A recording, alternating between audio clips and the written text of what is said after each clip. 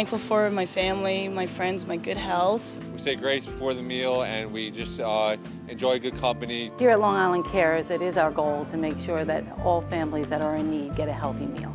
Grateful, giving back, and gathering with friends and family for a feast. Long Islanders are celebrating Thanksgiving in so many ways.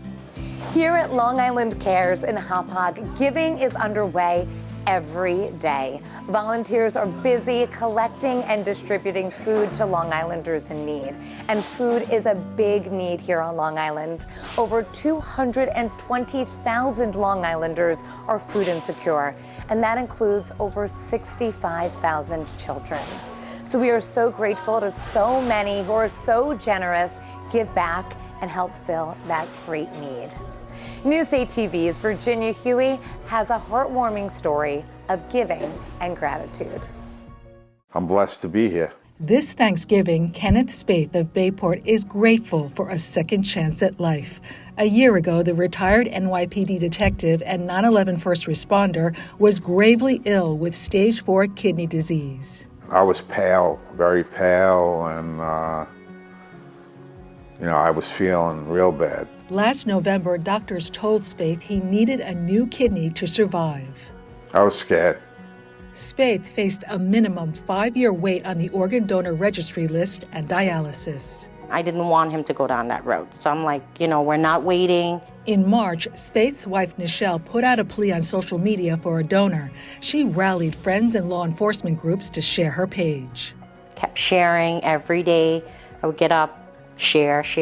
It was like it took over my life. One of those shares caught the attention of Marixie Mora as she was dealing with her own personal tragedy. Her husband, Mark Stoughton, a Yaphank volunteer firefighter, was on life support after suffering a massive heart attack at their Middle Island home on May 19th. And I miss him every day. Mora knew her husband would want to give the gift of life to a fellow first responder. She and her sister-in-law, Erica Quarta, decided to donate a kidney to Spaeth after blood tests showed the two men were a match. Right away, we all kind of looked at each other and said, this is what he would want. He was always giving, he was always kind. They say from every bad, there's a good. So if we're going through something so bad, let's see the good in it. Let's do the good from it. Let's save another life.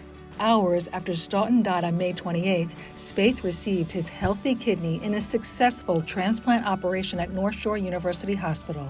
The gift of life gave a grieving family solace and another hope. I know that he's out there, he's still saving people, doing good for others, just like he used to do here when he was here on Earth with us. That brings me a lot of joy. It gives me a lot of tranquility. Spaeth says he'd like to meet Mora someday to thank her in person. Until then, he wants to send a message to her.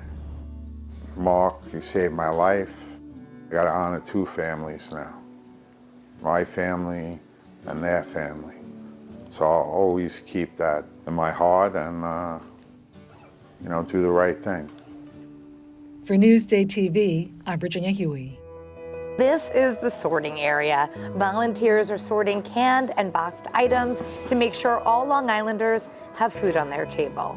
Pumpkin, gravy, Thanksgiving is all about tradition. So let's take it back in time. Our Danielle Campbell has the story of Long Island's first Thanksgiving. Often the past has ties to the future, proven by this discovery, written so simply and yet speaks volumes. Here in the bustling seaport of Oyster Bay, in the British colony of New York, a schoolmaster takes quill to parchment and writes in his journal what is believed to be the first historic record of a Thanksgiving celebration on Long Island. We're talking about a very early Thanksgiving celebration. We do have here in our collection at Raynham Hall Museum, the Diary of Zachariah Weeks. The entry, written in November of 1759, was discovered by educators here at Raynham Hall Museum in the journal kept by Zachariah Weeks, who was Oyster Bay's schoolmaster at the time. The entry was from Sunday, November 25th, and it reads in part, "Last Thursday being a day set apart by our governor for public thanksgiving for the success of His Majesty's forces in America." The success the schoolmaster mentions is in reference to the French and Indian War. The conflict had taken its toll on British forces, but in 1759, a decisive victory had been won. So we know that in New York colonies, spirits would have been pretty high at this point with the recent successes in battle that the British had had. And we think that it would have been sort of an opportunity to go to church and to be thankful to God. But after church, there was sure to be some type of meal. We do think that it would have involved some good eating though, but period appropriate. Seafood definitely would have been on the menu. Historic cook Diane Schwint agrees. Schwint, who loves stirring up history, demonstrates colonial cooking in the 1659 kitchen of the Ketchum Inn, located in Center Mauritius. She says a Thanksgiving meal in 1759 would have been served here. However, Turkey would not have been on the dining room table, but possibly eel. And eel was a staple here in early America, especially here on Long Island. You would have fish, you'd have venison, rabbit, maybe even squirrel. Some of the old cookbooks have squirrel in them. so if eel and squirrel is not your thing, maybe this year give thanks you're not celebrating Thanksgiving in 1759. This would be pretty much what you would have at your table, and you would give thanks. Danielle Campbell for Newsday TV. Thankful for my family, my job, and of course my friends, can't forget them, and what else? My health. Celebrate with family, being off of work, eating traditional Thanksgiving, having joyful laughing, talking, and friends and family. What is Thanksgiving without turkey? And there are a whole lot of them here in this very large and very cold turkey freezer.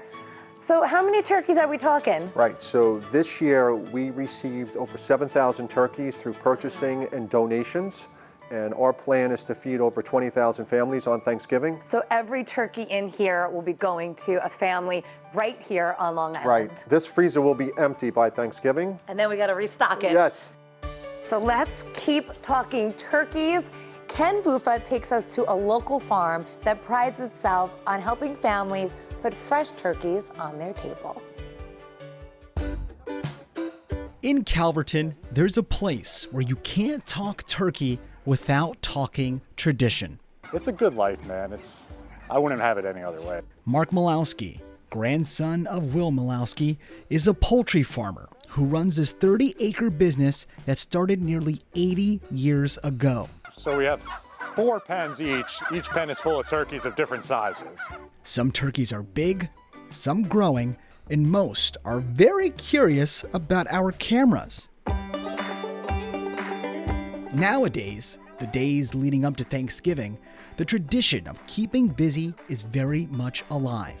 We'll sell about 500, 600 per day up until Thanksgiving. So as you heard, they're selling thousands of turkeys, and they're not going to a store. You're not gonna find them on a shelf like a ShopRite or a Stop and Shop. There's only one shelf where you'll find these birds, and that's in there, that store at the front of the farm.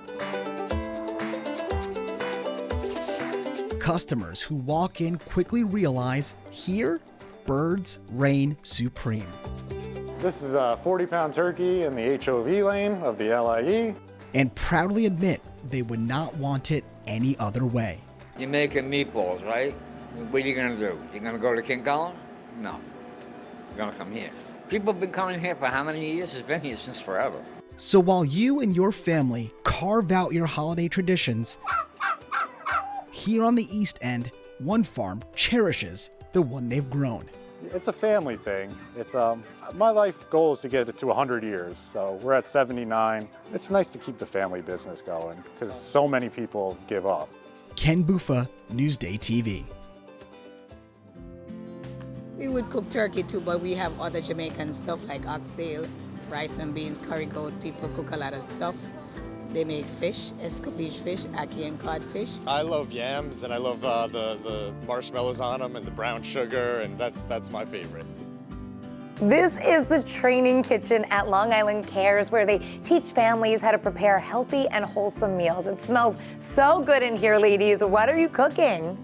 These are some pan-fried black-eyed beans. Ooh. And this is a skillet lasagna. Yum. I'm sure so many kitchens are busy right now cooking turkey and all of the trimmings. And if you are lucky enough to have a feast, it is likely you will have leftovers.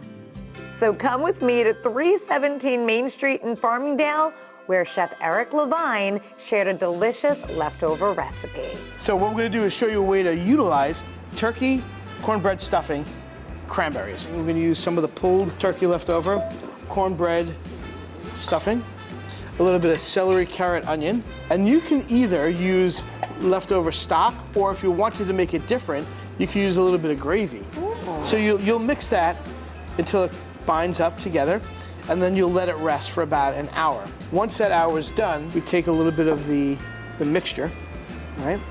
Roll into a ball. Now the important thing here is one hand's wet, one hand is dry. Because you know how people get that all clumpy. Yeah. You use the idea. So this is my dry hand, and then I put it into the egg wash. Okay, right? so that's just, what is that? This is just a little bit of egg, a little bit of water. That's it. A little bit of salt in there. Look at it, make sure that's coated well, and then in the panko. In the panko, if you wanted to, and again, I'm using my dry hand for this, if you wanted to add some chopped sage to it, you can. And then you could either fry it in a regular pot with oil at 350, or what you could do is bake it. And if you bake it, less saturated fats, a little bit healthier, but at that point in time, who cares? It's turkey, right? So we took some of our leftover cranberry sauce, and then we're gonna make an aioli, and this is just a mayonnaise base, right? And just a little bit of kosher salt, white pepper, right? And they're just gonna mix it. Again, a way to utilize everything that's left over from Thanksgiving, and it kind of gives you the spirit of what's coming, which is Christmas. So if you see, it's like a wreath. Yeah, I like that. The holiday season has now officially begun. Tomorrow is Black Friday, one of the busiest days for getting Christmas trees. And it is back to business as usual here at Shamrock Christmas Tree Farm in Mattituck. There are so many big, beautiful trees to choose from. Yes, last year we were shut down, unfortunately. We're back in business. There was a Fraser fir shortage that took us out last year. This year, this field will be open with about 2,200 trees, and we'll have 2 Fraser fir tractor trailer loads coming in from North Carolina. Wow, so over 2,200 trees? Yeah. I better get looking around. There's so many beautiful little treasures in here. This is their gift shop. In addition to being a big day to get your tree, of course, Black Friday is a big day to get those deals and most wanted gifts. Beth Whitehouse has a preview of Newsday's ultimate holiday gift guide. You have set up shop here at Hicks, where they have all things holidays. Yes. But we are talking top toys. Top toys, if I had to say, I would say Miss Rachel, who is a big hit with the babies to 3-year-olds. She is tops in my house. Rachel talks and she sings and she looks like the YouTube phenomenon Rachel, Ms. Rachel, so it's just hard to get. Hard to get. Yeah. If you see it, you buy it. That's what I've been told by the experts.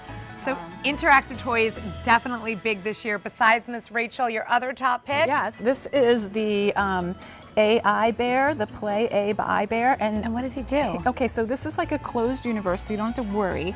It's an app, but it's kind of like artificial intelligence finding its way into toys. The child picks a genre, like a fairy tale or a mystery, and then they pick characters like a fairy or a doctor or anything like that, and then the bear makes up a story and tells it to you, and it can do it in more than 20 languages. In a magic wood lived a small bug named Lulu and a soft bunny named Betty Castle. Aww. This castle, with its towering So you could snuggle him to sleep after you hear your bedtime This story. is when your kids say, Mommy, tell me a story. You're like, okay, ask the bear. And then for older kids? For older kids, you're Elphaba. Wearing the correct color. I'm being Glinda. Love it. And everything wicked. Yes. You're gonna see everywhere. This is a wicked Monopoly game. There are wicked dolls. There are wicked costumes for dress up. It's gonna definitely be a wicked holiday season. I mean, I'm putting this on my Christmas list for sure. And if you want to find out more about Beth's hottest gift picks, you can magically go to newsday.com/gift guide. Hi, bye. On Dasher, on Dancer, there is plenty to do this holiday season. Our holiday bucket list includes a trip to Jones Beach for the magic of lights. Journey through more than 2 million lights in dazzling displays, including new attractions, a zoo animal scene, and Toy Soldier Spectacular. It runs through January 4th. Further east, the Riverhead Holiday Light Show is back at Splish Splash Water Park in Calverton. The drive-thru features over a mile of lights synchronized to holiday music. It runs through December 31st. Tomorrow afternoon, all the way out on the end, there's the lighting of the Montauk Point Lighthouse, featuring a holiday music sing-along. This Wednesday, December 4th, is the annual ceremony to light the Big Duck in Flanders. There'll also be an appearance from the big guy himself, Santa Claus. And there's the immersive walk-through Luminosity Holiday Festival at Eisenhower Park. It's running until January 4th. There are also Hanukkah celebrations happening across the island next month. That includes the Grand Menorah lighting at the Merrick Long Island Railroad Gazebo on December 25th, the first night of the Festival of Lights. And the Kwanzaa celebrations are about to get underway as well. Long Islanders will mark the week-long celebration of African American culture, history, and values from December 26th through January 1st. For me, the holiday season really gets started once I find my Christmas tree. So, the search is on. Oh, Christmas tree, which one will come home with me? I think this is it. This is the winner. The winner. It's a little Charlie Brownish. It's harder than it looks. I'm so happy I found the perfect tree for me. We have so much to look forward to this holiday season. Find it all on newsday.com/holiday fun. We wish you and yours a very happy and healthy Thanksgiving and happy holidays.